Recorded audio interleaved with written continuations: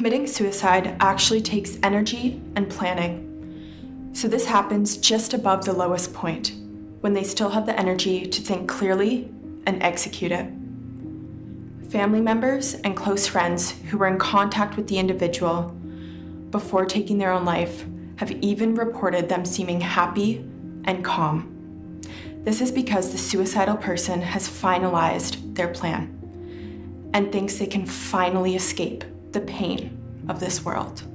So those are some of the major signs that someone may be suicidal. But again, please keep in mind that a single sign does not necessarily mean that person's going to hurt themselves.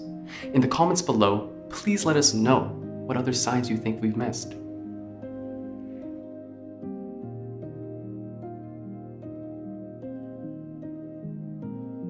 What do you think about suicide? Have you ever thought about killing yourself? How would you kill yourself? What do you think is the best way to commit suicide? Question or phrases like these may suggest that a person is considering it. They talk about it because they want your opinion. In a way, they're asking for advice on committing suicide while not openly admitting to it. This may also be a way they're screaming for help.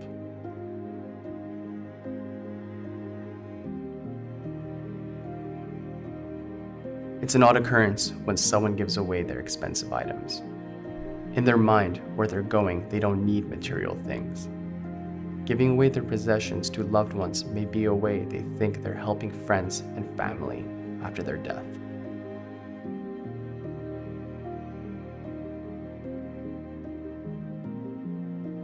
There are usually a number of triggering events that cause someone to write their will. These events can include marriage, having kids, being of older age, starting a business, or a close loved one dying. If a person seems to want to write a will out of the blue, try asking them why they have decided to write one.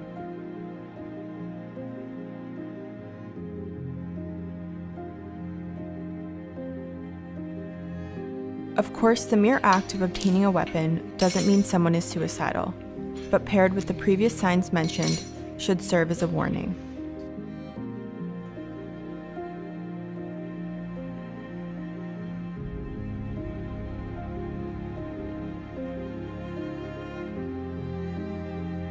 Those strange sleeping patterns are often seen in suicidal people. It isn't the sleep disorder that causes this. It is actually the stress or restless thoughts from personal problems that causes the person to have trouble sleeping at night. Because of that, the inability to sleep may be a clue that someone is suffering from depression or suicidal thoughts.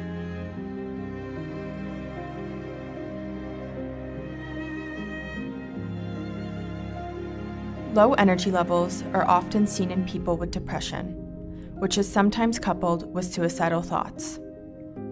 This low energy level happens as a result of lack of sleep and little motivation to do activities that would actually help them feel better.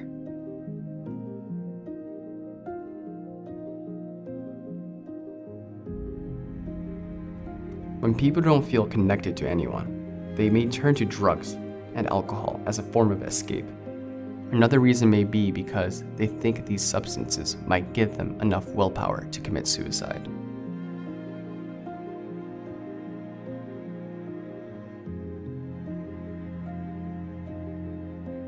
Seen in depression as well, suicidal people find no interest in activities they love anymore.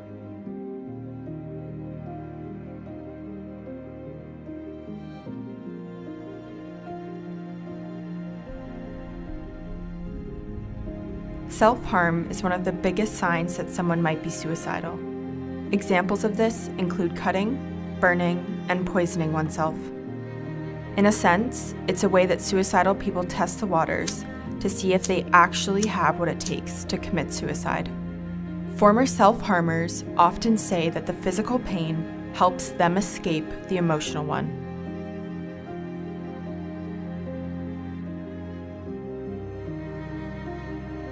Studies have shown that suicidal people tend to take more risks. Look out for signs such as driving recklessly or picking fights.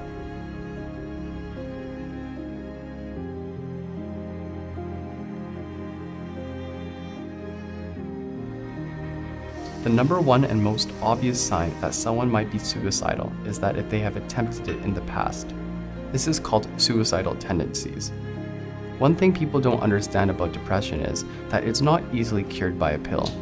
A sudden stop in medication may trigger a worse wave of depression that might lead to another suicide attempt.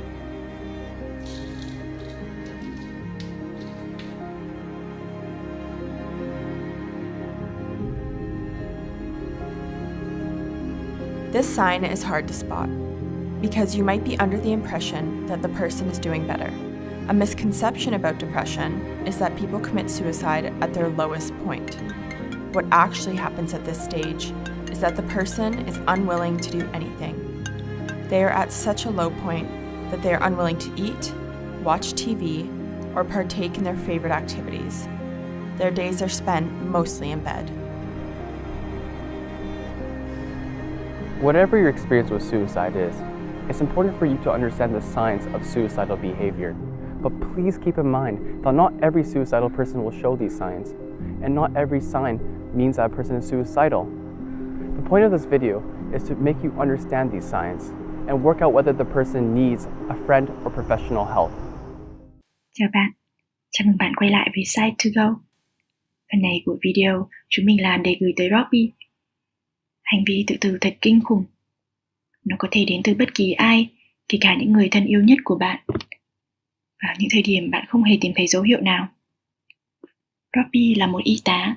Cô muốn chia sẻ câu chuyện cá nhân để tưởng nhớ con trai yêu dấu của mình, James Garrick Kulik. Robbie cùng với những bệnh nhân của cô đã viết một bài thơ từ tâm can dành tặng James và những người đang phải đấu tranh với những bệnh tâm lý. Robbie viết: James của tôi hài hước, được ngưỡng mộ, đẹp trai và thông minh. Còn có tất cả những điều người khác vẫn mong ước. Tôi và James rất gần gũi với nhau, không chỉ là tình mẹ con, mà chúng tôi là bạn. Vào ngày 3 tháng 12 năm 2019, con trai yêu dấu của tôi đã tự kết liễu cuộc đời. Tất cả mọi người, kể cả bạn thân nhất của thằng bé, không hiểu tại sao lại như vậy. Không có bất cứ một dấu hiệu nào. Những dòng này tôi tặng bạn và dành tặng những người đang vật lộn với bệnh tâm lý. Bài thơ có tên Bạn cũng sẽ cảm thấy như vậy. Có câu nói rằng, để sống thật với chính mình, để nghĩ được cho người khác, bạn phải biết nghĩ cho mình trước tiên. Tự làm mình đau có thể là triệu chứng gây nghiện. Ai đang cần điều đó với tất cả sự đau khổ mà thế giới này mang tới? Bạn cứ tự làm mình đau mãi cho đến khi bạn tự kết liễu đời mình, không có ý đồ gì khác. Bạn chỉ muốn xoa dịu nỗi đau. Nhưng chỉ một lần, khi bạn đang không thể ngăn bản thân đi quá xa, xin hãy nhớ, tự gây thương tích không làm da bạn đau, nhưng điều đó đang cứa sâu trong lòng bạn bè, người thân của bạn. Họ đau lòng khi thấy bạn đang tàn nhẫn với người mà họ coi như một viên ngọc quý. Khi bạn nghĩ chẳng ai quan tâm tới mình, và thêm nữa, cuộc đời có vẻ cứ hành hạ bạn thêm mỗi ngày, hãy nghĩ về người mà bạn yêu quý, người xứng đáng có được tình yêu của bạn. Hãy tưởng tượng họ đang tự làm mình đau. Do trầm cảm, buồn nản hay giận dữ, bạn có thấy trái tim mình đau nhói. Hãy lưu cảm giác đó trong tim. Giờ bạn nhìn vào gương và bạn sẽ thấy tim họ cũng đau lắm nếu bạn làm như vậy. Dù giận dữ hay buồn nản, hãy nhờ giúp đỡ khi bạn cần. Cho dù không phải lúc nào cũng cảm thấy khá hơn, nhưng bạn có thể tự ngăn hành vi dại dột và trở thành anh hùng cứu chính mình. Robbie Kulik, y tá viết cùng với những bệnh nhân tuổi teen về việc vì sao tự gây thương tích lại là một ý tưởng tồi tệ.